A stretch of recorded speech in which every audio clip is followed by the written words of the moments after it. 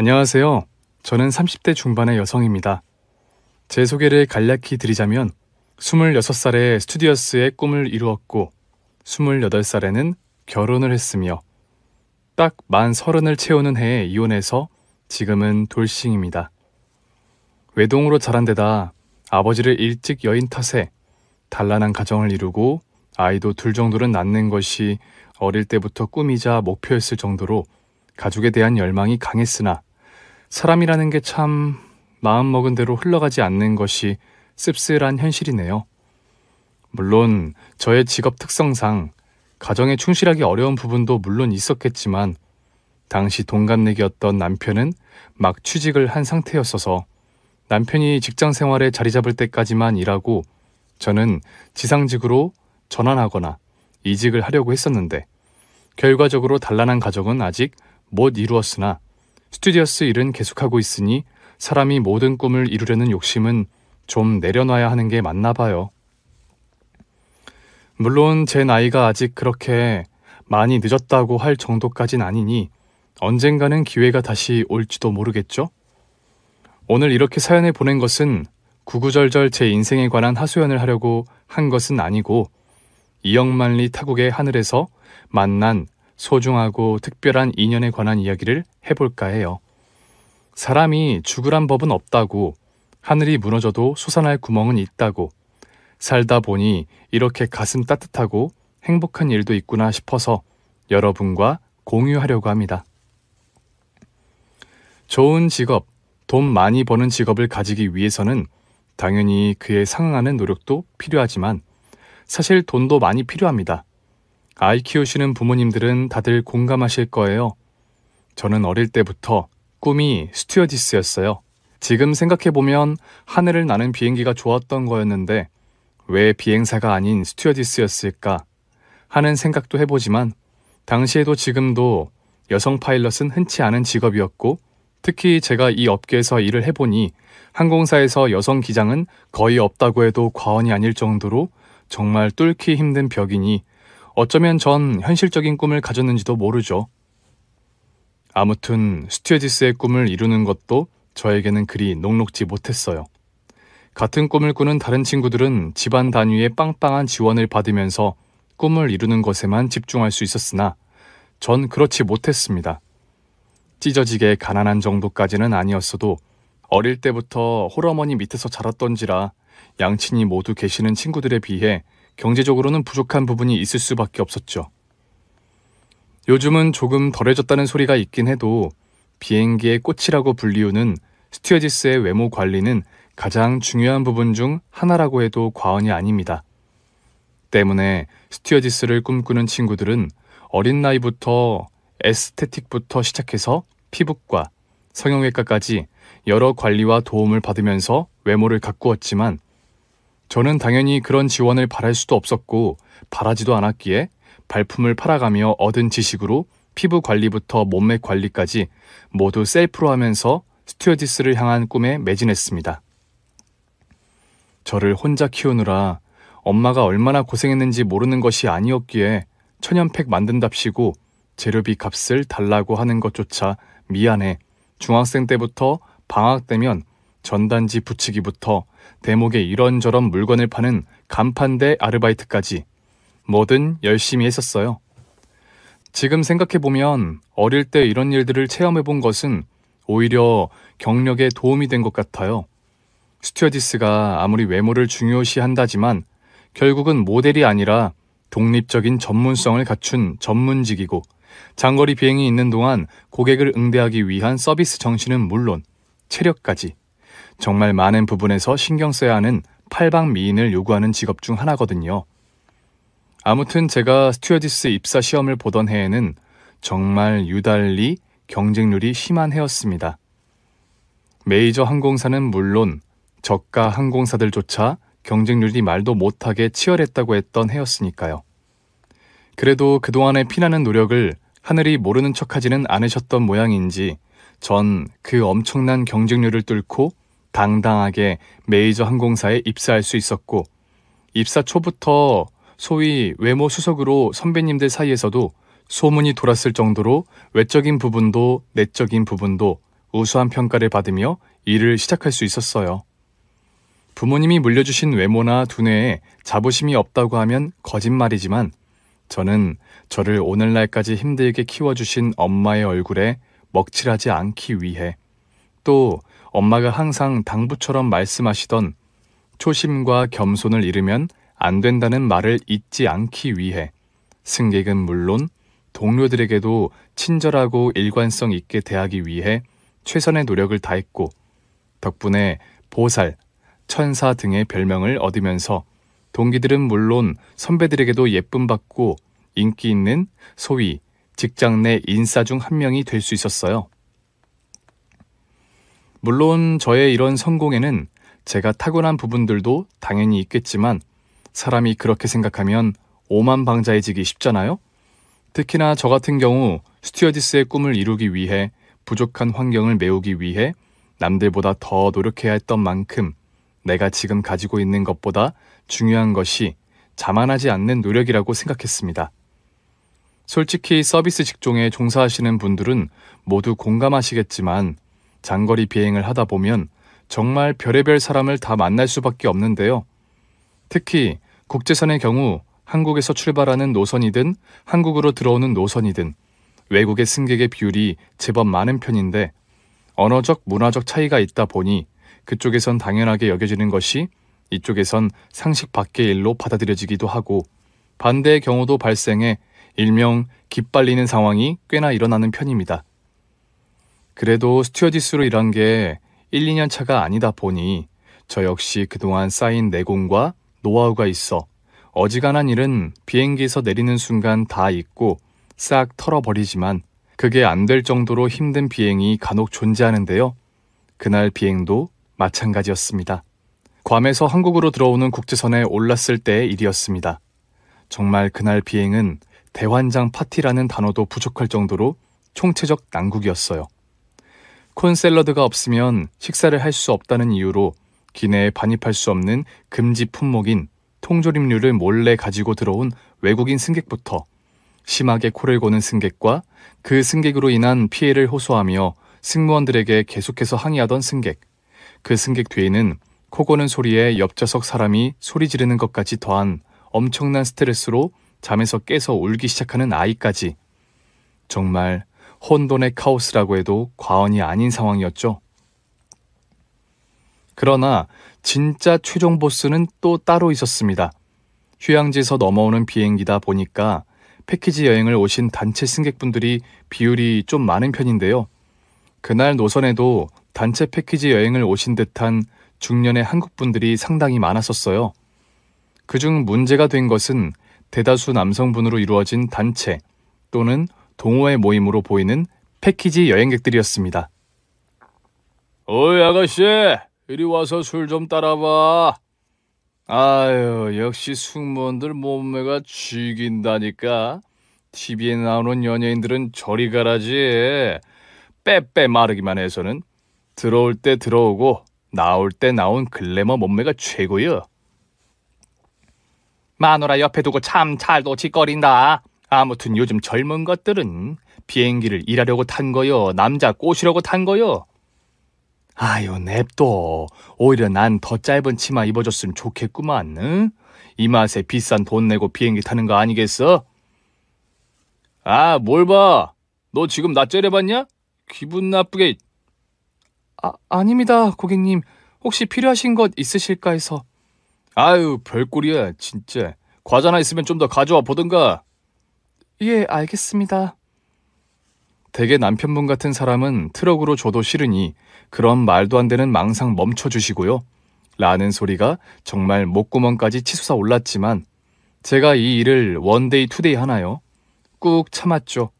시국 때문에 많이 자제되는 분위기이긴 했어도 기내 음주 자체가 금지된 건 아니어서 긴 비행 심심한 달래려고 술 한 잔씩 가볍게 하시는 분들은 늘 있었지만 그 동호회는 무슨 여기가 관광버스 아니라도 되는 양 술파티를 벌이면서 난장판을 피웠습니다.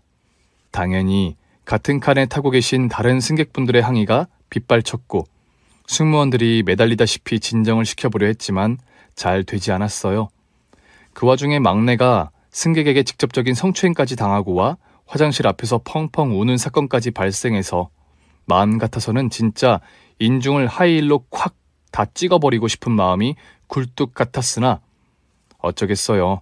서비스직 월급쟁이들은 항상 의리인 것을요. 혹여라도 인사고과에 불이익이라도 당할까 저를 포함한 모두는 안면에 경련이 일어날 정도로 웃고 또 웃고 웃어야만 했습니다. 정말 없던 비행기 멀미가 생길 것 같다는 생각까지 들던 그날의 비행. 비극은 거기서 끝이 아니었습니다.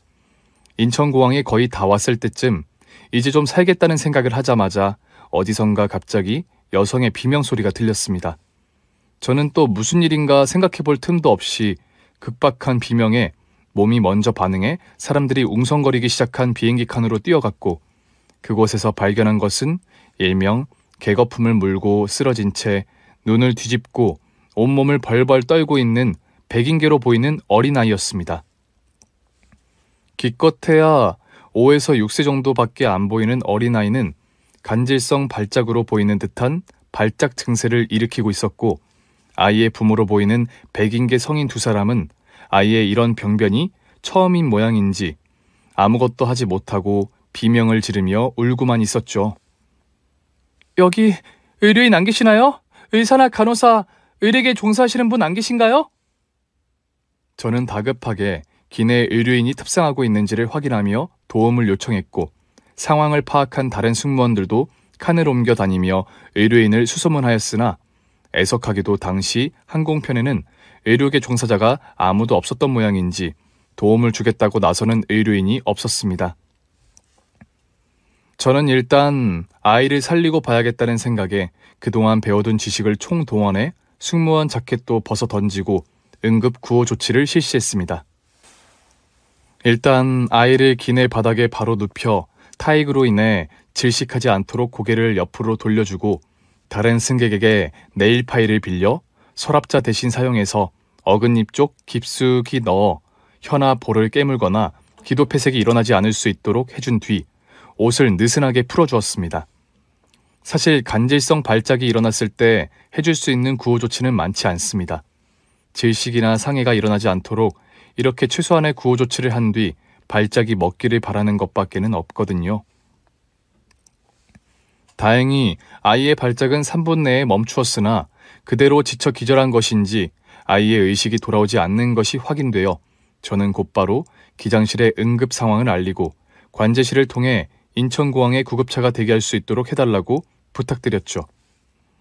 모두가 일사불란하게 움직인 덕분에 머지않아 도착한 인천공항에서 아이는 무사히 119 구급차에 호송되어 인근 병원 응급실에 갈 수 있게 되었으나 문제는 따로 있었습니다. 아이의 부모가 한국어를 전혀 알아듣지 못하는 눈치였던 것이죠. 이대로는 병원에 가도 제대로 된 조치나 치료를 못 받을 수도 있겠다는 생각에 저는 제 짐과 사후 처리는 동료들에게 맡기고 구급차에 함께 올라탔습니다. 잠깐만요. 제가 이 아이 응급처치를 시행한 승무원인데요. 아이 부모님이 한국어를 전혀 못하시는 것 같으니 제가 병원까지 함께 가서 상황 설명과 통역을 해드리는 게 좋을 것 같습니다. 본인의 의사를 물어봐야 할 것 같은데 저는 부부에게 영어는 알아들으시냐고 물었고 부부는 두문두문하긴 하지만 영어를 할 줄 알기는 한다며 저에게 대답을 해주셨죠. 저는 간략하게 상황을 설명하고 아이의 치료를 위해서 제가 함께 병원에 가서 상황 설명 및 통역사의 역할을 하는 게 좋을 것 같다고 제의를 드렸고 아이의 부모님도 흔쾌히 이를 받아들이셨어요. 다행히 구급대원들의 구호 조치로 병원 도착 전에 아이는 어느 정도 의식을 차릴 수 있었고 평소 아이가 간질성 질환을 앓지는 않았다는 부모님의 의견을 토대로 컨디션 난조와 장시간의 비행, 빡빡한 여행 스케줄로 인한 신체적 스트레스 및 비행기 탑승 직전에 복용한 멀미약 등이 복합적인 요인으로 작용하여 일어난 단발성 발작 증세인 것 같다는 의사의 소견을 저에게 전해 듣고 나서야 아이의 부모님도 안심하는 듯한 표정을 지으셨어요. 저는 모든 상황이 정리된 것을 확인하고 정신을 차린 아이를 끌어안고 우는 아이 부모님의 등을 바라보고는 집으로 돌아왔죠. 정말 폭풍 같은 스케줄이라는 생각을 하며 그날은 정말 긴 잠에 들었던 것 같아요. 승무원의 비행 스케줄은 보통 장거리 비행 후에는 휴식을 가지는데요. 저 같은 경우는 괌에서 돌아오는 국제선 이후 예정되어 있던 미국행 비행이 취소되는 바람에 일명 스탠바이라고 하는 대기가 걸려서 이틀 정도를 더 쉬게 되었어요. 그런데 스탠바이 이틀 차에 직장에서 전화가 오더라고요. 보통은 이렇게 비행이 취소되어 스케줄이 비게 된다고 해서 무조건 쉬는 게 아니라 그 사이에라도 다른 비행 스케줄을 잡아주는 경우가 많아서 저 역시 다른 일정이 잡혔나 보다 하고 바로 보일러의 온수 버튼을 눌러놓고 전화를 받았죠. 그런데 의외의 말이 들리더라고요. 지금 데스크에 누가 승무원님을 찾고 계세요. 네? 누가 절 찾아왔다고요? 찾아올 사람이 없는데. 며칠 전에 도움을 받은 아이 부모님이라고 하시는데 외국인들이셨어요. 유치원생 정도 나이대로 보이는 아이를 데리고 오셨더라고요. 도움 준 승무원분에게 감사 인사를 전하고 사례를 드리고 싶은데 워낙 경황이 없어 이름도 모르는 채로 보내셨다고, 꼭 뵙고 싶다고 공항까지 찾아오셨어요. 전 바로 번뜩 며칠 전 그 아이와 부모님이 떠올랐죠. 전 사례를 바라고 한 것이 아니라 승무원으로서 당연히 해야 할 일을 한 것이기 때문에 다시 찾아오실 거라고는 꿈에도 생각을 못했기 때문에 부랴부랴 대충 씻기만 하고 공항으로 바로 갔습니다. 공항 데스크에 도착하자마자 저를 계속 기다리고 있었을 그 가족은 한 번에 저를 알아봤고, 그렇게 정신이 없었을 와중에도 제 얼굴을 기억한 모양인지 저를 알아본 아이가 두 팔을 활짝 벌리고 도도독 달려와 제품에 폭 안기더라고요. 승무원 일이라는 게 어느 서비스직이다 그렇듯 결코 쉬운 일이 아니었고, 특히 지난번 비행은 진상 승객이 단체로 타는 바람에 너무나도 힘들었던 비행 중 하나로 기억에 남았던지라 다시 떠올리고 싶지 않다는 생각까지 순간적으로 들었었는데, 천사 같은 아이의 미소를 보자마자 그런 나쁜 감정들이 순식간에 눈 녹듯 사라지더라고요. 저는 아이에게 영어로 인사를 건넸어요. 다행이다. 건강해져서. 이제 집으로 돌아가니? 그런데 웬걸요? 아이가 한국어를 할 줄 아는 게 아니겠어요? 고맙습니다. 감사합니다. 어머, 너 한국말 할 줄 알아? 제가 놀란 토끼 눈으로 바라보자 아이의 부모님이 설명을 해주셨어요. 사실 이 아이는 한국에서 입양한 아이라는 사실을요. 안 그래도 입양에 관해 매우 보수적인 시각을 가지고 있는 한국에서는 혼혈 또는 외국인 아이들은 입양이 정말 어렵다고 합니다. 어느 날 갑자기 베이비 박스에 버려진 아이였기에 이 아이가 혼혈인지 아니면 순수 외국인인지도 알 수 없는 상황에서 아무도 아이를 입양하려 하지 않았다고 해요. 평소 불임으로 인해 입양을 진지하게 고려하고 있었던 두 사람은 해외 입양 커뮤니티에서 이 아이의 딱한 사정을 들어 알게 되었고, 도무지 그냥 모르는 척 지나칠 수가 없어 큰 결심을 하고 입양을 결정한 것이었어요. 독일 국적으로 부부가 무역업을 함께하고 있는 부부는 윤영기는 아이가 태어난 나라에서 지내는 것이 좋을 것 같아 3년 정도를 한국에서 살았고, 고국으로 돌아간 이후에도 아이가 한국에 애착을 가지고 있어서 한국에 자주 여행을 오는 등 자주 왕래한 덕분에 현지 한국 아이들처럼 완벽하게까지는 아니어도 아이가 한국어를 제법 유창하게 구사할 수 있다고 이야기해 주었죠. 부부는 이번에는 내년에 한국으로 따지면 초등학교에 들어가는 아이를 위해 올해 마지막 여행을 왔는데, 갑자기 이런 일이 생기는 바람에 정말 놀라고 하늘이 무너지는 것 같았다고 말하며 저에게 고개 숙여 거듭 감사의 인사를 표했습니다. 불임으로 인해 아이를 낳고 싶어도 낳을 수 없는 입장에서 어렵게 입양한 특별한 아이이니만큼 자신들의 목숨보다도 더 소중한 아이라고 말하면서 말이죠. 부부의 이야기를 듣다 보니 문득 저의 과거가 생각났습니다. 저는 참 아이를 좋아합니다. 하지만 사람이 모든 것을 이룰 수 없다는 말이 있듯 어려운 형편에 스튜어디스의 꿈을 이루고 직장 내에서도 모든 이들에게 인정받는 삶을 살고 저를 키우느라 한평생 고생해오신 엄마를 남부럽지 않게 모시고 살겠다는 목표도 이루었으나 딱 하나 제가 이룰 수 없는 꿈이 바로 가정을 이루고 아이를 낳는 것이었어요. 처음에 제가 짧게 결혼과 이혼을 겪었던 이야기를 했었는데 기억하시나요? 전 남편이었던 그 녀석은 제가 대학 항공과를 이수하며 스튜어디스 준비를 한창 할 때 만났던 대학 동기였어요. 학과는 달라도 같은 학교에 서서 선남선녀 CC로 이름을 꽤나 날렸던 저희는 3년여의 연애 기간을 거쳐 남자친구가 대학 졸업을 하고 취업할 때쯤 일찍 결혼을 서둘렀죠. 남자들은 군대에 가다 보니 저보다 2년 늦게 사회에 진출할 수밖에 없었고 저나 남자친구나 서로 졸업하고 취업할 때쯤 결혼하는 걸 당연시 여기는 분위기가 있었어요. 저는 빨리 결혼을 해서 가정을 가지는 게 꿈이었고 남자친구의 경우 3대 독자다 보니 시댁 쪽에서 젊을 때 빨리 결혼해서 손주를 보고 싶어 하셨거든요. 하지만 결혼은 처음부터 순탄하지 못했어요. 제가 스튜어디스를 목표로 한다는 것을 알고 계셨던 시부모님은 저희가 사귈 때부터 교제를 탐탁하지 않게 여기셨죠. 3대 독자인 아들이니만큼 현모양처, 조강지처처럼 남편 내조를 해줄 수 있는 상대를 바랐는데 스튜어디스는 업무 특성상 해외 일정도 많고 한번 국제선 비행 스케줄이 잡히면 며칠을 집에 들어오지 못하는 일이 많았으니까요. 그래서 너는 꼭 승무원이 되겠다는 거니? 네, 어릴 때부터 꿈이기도 했고 항공과에 진학해서 여기까지 준비한 것도 있는데 이제 와서 다른 직업을 가지기도 어려울 것 같고 지훈이하고는 서로 직업과 꿈을 존중해주면서 살아가기로 약속했어요. 또 지훈이 같은 경우에는 졸업 후 취업 준비도 해야 하고 제가 먼저 직업 활동을 하면 결혼 자금이라던가 신혼 때 경제적으로도 보탬이 될 수 있다고 생각합니다. 아휴, 지훈이 얘는 꼭 만나도 이런 애를.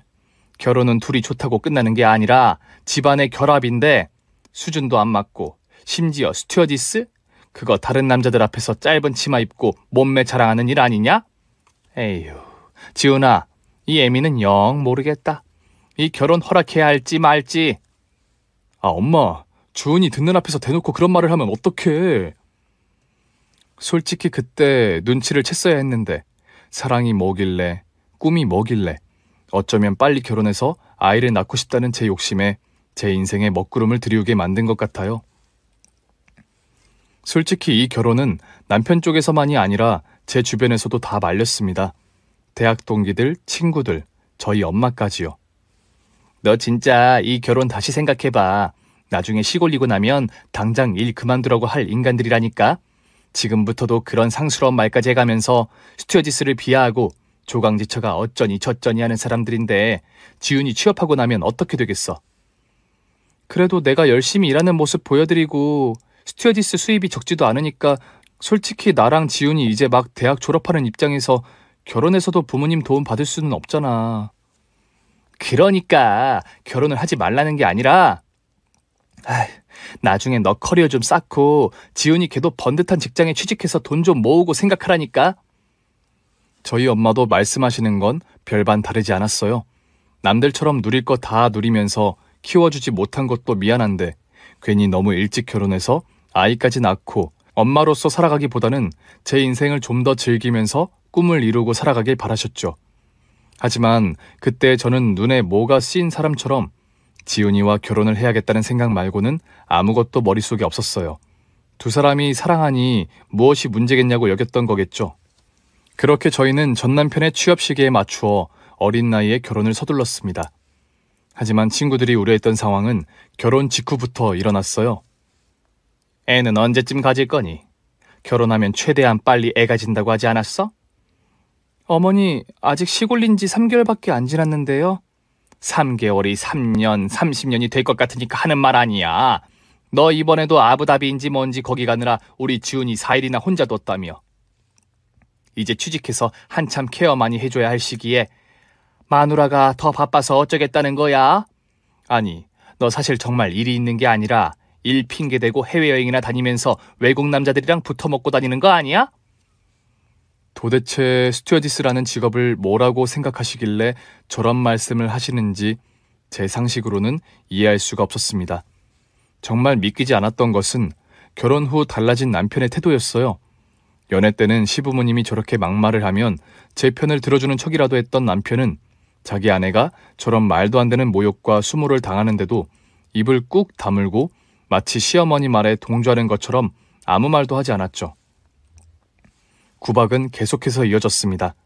비행 스케줄이라는 것은 제가 원하는 대로 맞출 수 있는 게 아닙니다.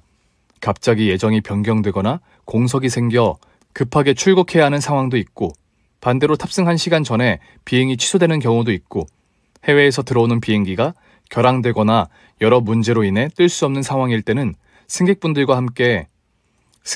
같이 승무원들도 며칠이고 외국에 발이 묶여 있을 수도 있고 여러 변수가 있을 수밖에 없거든요.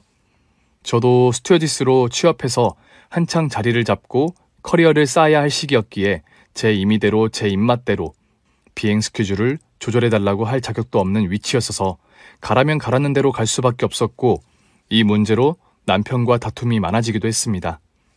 이미 결혼한 승무원 선배님들께서도 연애 때야 다 응원해주고 지원해주겠다고 하지만 막상 결혼해보면 달라질 거라고 뜯어 말렸었는데 내 남편은 다를 거야 하는 교만한 생각을 품고 있었던 거죠.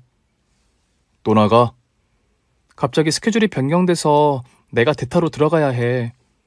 내가 진짜 결혼하고 나서 네가 차려준 밥상 받아본 기억이 가물가물해.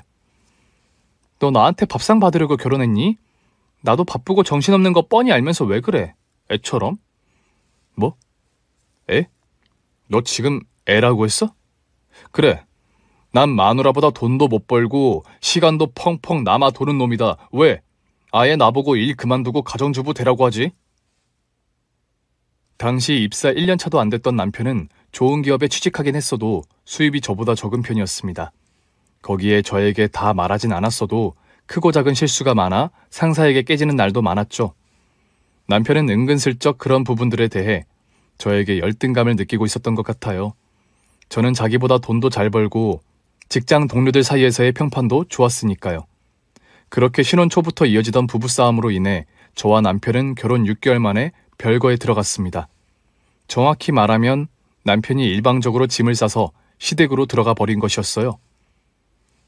지훈이는 내가 앞으로 잘 돌볼 테니까 신경 쓰지 말고 넌 네 일이나 열심히 해. 기왕 이렇게 된 거 돈이나 많이 벌어서 가게에 보탬이나 되어주면 좋고. 어머님, 그래도 부모님 된 도리로 아들이 철없이 굴면 잘 달래서 집으로 돌려보내셔야죠. 어머, 이 싸가지 없이 말하는 것 좀 봐. 나 우리 아들 굶고 다니는 꼴 못 봐. 집에 들어가 봐야 마누라라고 하나 있는 게 밥은커녕 청소까지 우리한테 시킨다며? 지훈이 3대 독자야. 어디 감히 하늘 같은 남편한테 집안일을 시켜? 이래서 꼴에 배웠다고 거들먹거리는 여자들은 쓸데가 없다니깐. 그때서야 저는 이 결혼이 처음부터 저의 잘못된 선택으로 인해 발생한 비극이라는 것을 깨달았어요.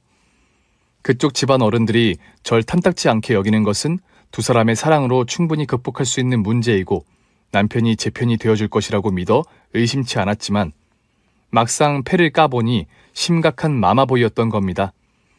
세상에 결혼을 마누라한테 케어받으려고 한답니까? 가장으로서의 책임감은 어디다 팔아먹은 걸까요? 시댁 사연, 고부 갈등 사연이나 하소연을 들을 때마다 에이, 저건 다 극단적인 사례일 거야 하고 넘겼던 저였기에 제가 그 막장 드라마의 주인공이 될 거라고는 상상도 못했던 거예요. 그렇게 남편은 별거 아닌 별거를 선언하고 제가 오프인 날에만 집에 들어왔어요.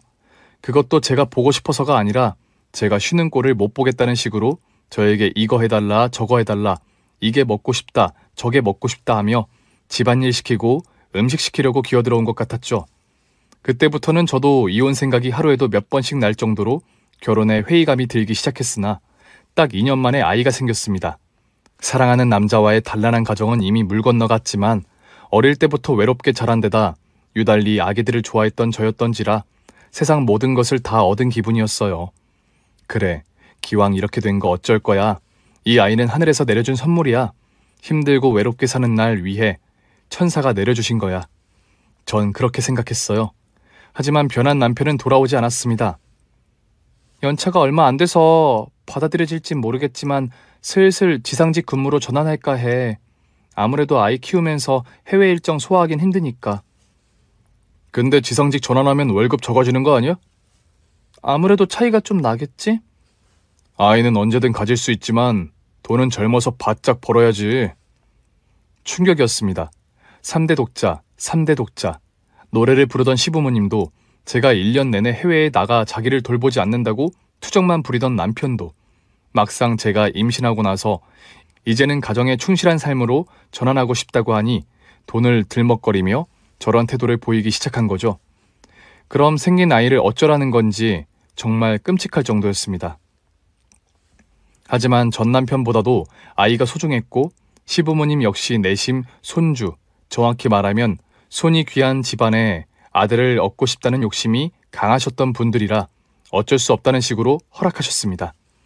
내가 내 아이를 낳고 기르는 걸 왜 남의 허락을 받아야 하는지 이해할 수 없었으나 전 앞으로 우리 아이와 함께 살아갈 날만을 꿈꾸고 있었기에 이제 그런 것들에 스트레스를 받지 말자고 스스로를 달래야 했죠. 하지만 모든 것을 가지고 싶어 했던 저의 욕심이 과했던 걸까요? 아이는 10달을 채우지 못하고 세상 빛을 봐야 했고 임신 후기 심각한 임신 중독 증세로 조산을 해야 했던 저는 출산 과정에서도 문제가 생겨 과다출혈로 인한 죽음의 위기를 넘기고 겨우 아이를 품에 안아볼 수 있었습니다. 3일을 꼬박 혼수 상태로 있었던 저에게 아이를 안겨주시며 의사 선생님은 저에게 출산 과정에서 발생한 문제로 인해 이제 더는 임신이 어려울 수 있겠다고 말씀하셨습니다. 저는 아이를 붙들고 밤새 울었습니다. 그래도 하늘이 너에게 나를 내려주어서 다행이라고, 너와 둘이 더 행복하고 더 돈독하게 살아가라고 이런 시련을 주시나 보다 했죠. 하지만 아이는 딸이었고 시부모님의 태도는 전보다 더 심해졌습니다. 네가 하도 밖에서 볼볼거리고 싸돌아다녀서 애가 잘못된 거 아니야? 거기다 첫째가 딸이라니. 뭐 하나 제대로 하는 게 없는 애라니까.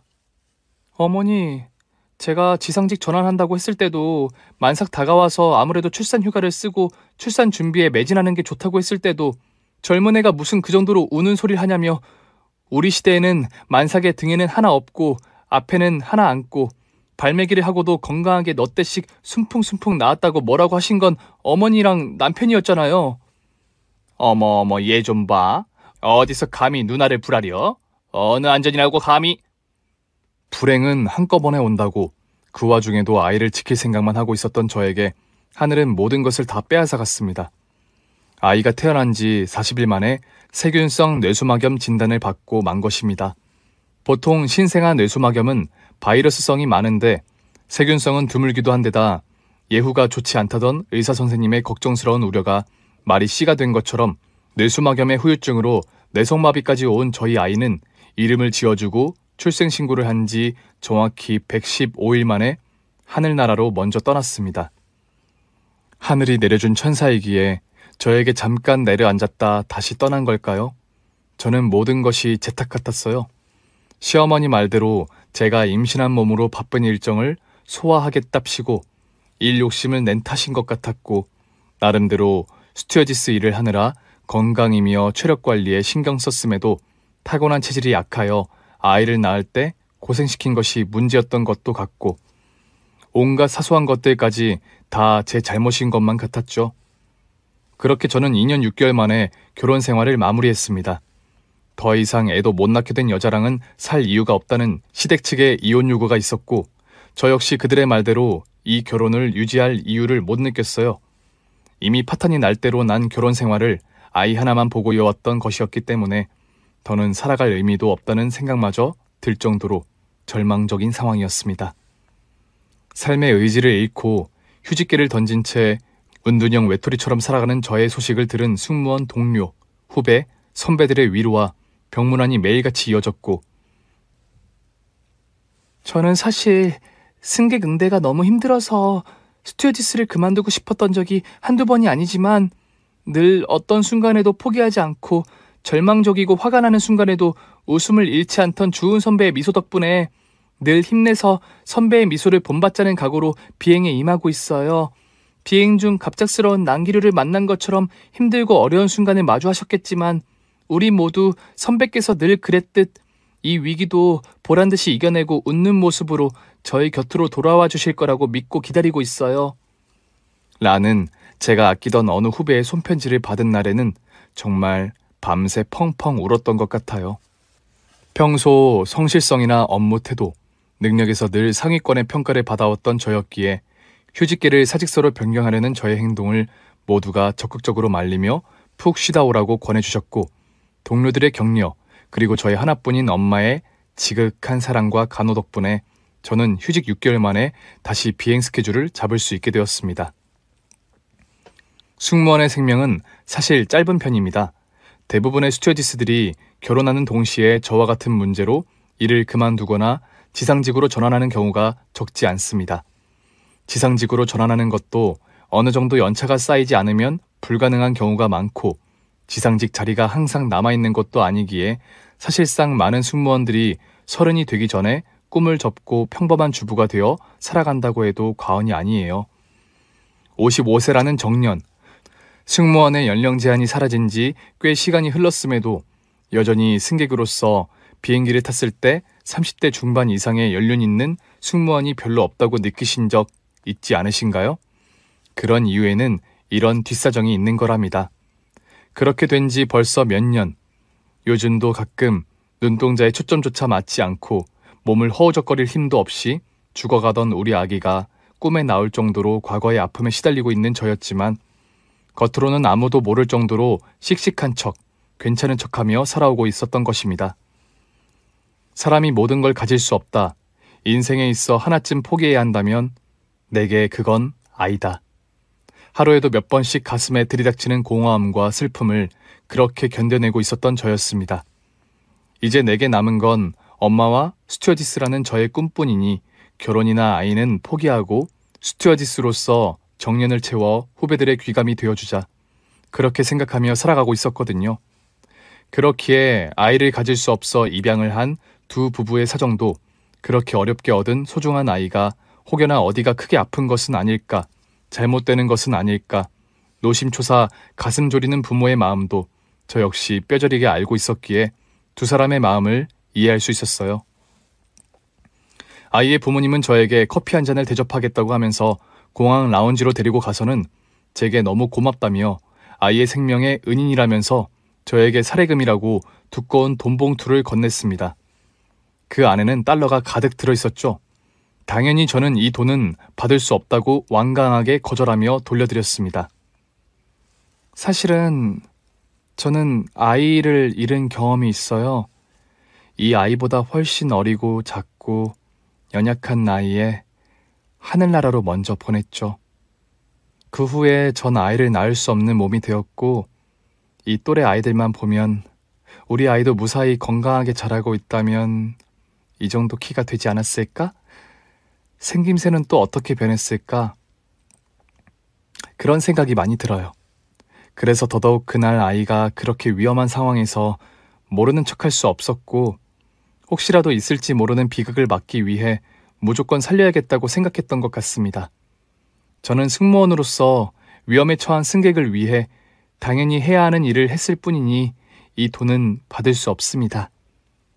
저의 고백 아닌 고백에 두 부부는 상당히 놀란 눈치였고 아이는 저에게 친근감이라도 느낀 모양인지 제 옆에 찰싹 달라붙어 떨어지지 않은 채 케이크를 맛있게 먹고 있었죠. 두 사람은 한참 서로를 보며 눈치를 주고받는 듯 하더니 이런 이야기를 했어요. 하지만 이 고마움을 여기서 이렇게 사례도 제대로 못하고 끝낼 수는 없습니다. 우린 닉도 숙모님에게 은혜를 갚아야 한다고 생각하고 있고요. 또 우리는 항상 이 아이에게 은혜를 입으면 잊지 않고 기억하고 있다가 꼭 돌려드려야 한다고 가르치고 있습니다. 그래요. 그러면 이렇게 하면 어떨까요? 저희는 사업차 한국에 자주 오는 편이에요. 거의 계절마다 한 번은 와요. 일 때문일 때도 있고 여행을 올 때도 있는데 그때마다 거의 닉도 저희와 함께 와요. 닉이 한국을 아주 좋아하거든요. 우리가 한국에 올 때마다 만날 수 있으면 닉에게도 좋고 저희에게도 좋을 것 같아요. 물론 주은 씨에게 신뢰가 되지 않는다면 말이에요. 오늘도 저희가 다시 귀국해야 해서 긴 이야기는 못 나누겠지만 자주 만나서 여러 가지 이야기도 나누고 또 주은 씨가 닉과 만나준다면 우리 가족 모두에게 큰 행복이 될 거예요. 그래요. 주은 씨와 주은 씨의 가족들에게 신뢰만 되지 않는다면 앞으로 친구처럼 또 가족처럼 교류했으면 좋겠어요. 당신처럼 마음이 따뜻하고 선한 사람과 함께 있으면 우리 닉에게도 좋은 영향이 갈 거라고 믿어 의심치 않아요. 주은 씨도 그동안 외롭고 슬픈 일이 있었다면 우리와 가족이 되어 치유해 나가는 시간을 함께 가질 수 있는 기회를 우리에게 준다면 우리에게도 은혜를 갚을 수 있는 더없이 좋은 기회가 될 겁니다. 그때 저는 주책맞게 터져나오려는 눈물을 꾹 참느라 애써야 했습니다. 사실 업무에 복귀한 이후로도 저의 직장 내 평판은 늘 좋았고 6개월 만에 복귀였어도 업무 능력이 녹슬거나 하지 않았고 늘 웃는 얼굴도 여전했기에 직장 사람들로부터 강한 사람, 독한 여자라는 말을 들을 정도였지만 사실 제 속은 썩어 들어가고 있다고 해도 과언이 아니었죠. 하지만 그렇게 하지 않으면 다시 단둘이 된 저와 엄마의 먹고 살 길이 막막하기도 했고 아무도 없는 집에 홀로 있으면 떠나보낸 아이 생각이 사무쳐 우울한 마음만 더 깊어졌기에 더 미친 듯이 일에 몰두한 면도 있었거든요. 이렇게 이역만리 타국에서 나타난 사람들이 생전 처음 보는 사람이나 다름없는 저의 속마음을 이해하고 보듬어 준다는 것이 놀랍기도 하면서 어쩌면 하늘나라로 먼저 떠난 우리 천사가 엄마가 너무 슬프고 외롭게 사는 것이 안타까워 보내준 친구들이 아닌가 하는 생각도 들 정도였어요. 닉, 네 생각은 어떠니? 너도 아줌마랑 자주 만나면 좋겠어? 좋아요. 케이크다 같이 먹어요. 아이는 해맑게 웃으며 활기찬 목소리로 대답했습니다. 그렇게 저는 사례금보다 더 값진 인연을 얻을 수 있게 되었어요. 사실을 알게 된 제 동료들도 세상에 이렇게 드라마틱한 이야기가 어디 있냐며 이게 다 제가 평소에 선행을 베풀고 따뜻한 마음씨를 가지고 산 덕분이라며 너무 부럽다고 말해주었죠. 저는 닉이 독일에 있을 때도 연락이 잘 됐으면 좋겠다고 해서 태어나서 처음으로 SNS라는 것을 시작해보고 있어요. 닉이 고사리 같은 손으로 오늘 부모님과 무얼 했는지 또 학교에서는 무슨 일이 있었는지 사진과 함께 보내는 짤막하고 서툰 한국어 메시지를 보면서 정말 말 그대로 하루하루 힐링하며 보내고 있습니다. 그 후 1년 가까이 지난 지금도 저는 닉과 닉의 부모님과 종종 메시지를 주고받거나 새가족과 함께 영상통화도 하고 정말 멀리 사는 가족처럼 지내고 있습니다. 한국에 들어올 때마다 꼭 서로 아무리 바쁘더라도 잠깐이라도 시간을 내서 식사라도 한 끼 함께 하는 것이 일종의 약속처럼 계속해서 이어지고 있어요. 정말 사람이 모든 것을 가질 수 없고 꼭 하나 포기해야만 하는 것이 있다면 저에게 그건 가족이라고 생각해왔어요. 엄마가 건강하게 살아 계시지만 어릴 때부터 늘 단둘이었던 삶에 외로움을 느끼지 않았다면 거짓말이었거든요. 하지만 사람이 늘 진심을 다해 살다 보면 이렇게 어느 날 갑자기 소중한 인연이 하늘에서 내려와 줄 수 있다는 것을 느끼는 요즘입니다. 올해 휴가 때는 엄마를 모시고 제가 직접 독일로 가기로 했어요. 닉의 집에서 휴가를 보내며 온 가족이 모두 모여 화목하고 행복한 시간을 보내다가 오려고 합니다. 인종도, 국가도, 언어도 모두 다르지만 우리는 누가 뭐라 해도 가족이라고 부를 수 있는 관계니까요. 가족이 뭐 별거인가요? 서로의 진심을 나누며 함께 식사하고 함께 시간을 보내며 추억을 만들어가는 관계를 가족이라고 부를 수 있는 거 아닐까요? 이 사연을 들어주시는 분들도 모두 순간순간의 인연을 소중히 여기고 지켜나가는 한 해 되시길 바랍니다. 오늘 준비한 사연은 여기까지입니다. 재미있게 들으셨다면 구독과 좋아요를 꼭 눌러주세요. 그럼 저는 다음 사연으로 찾아뵐게요. 오늘도 건강하시고 행복하세요.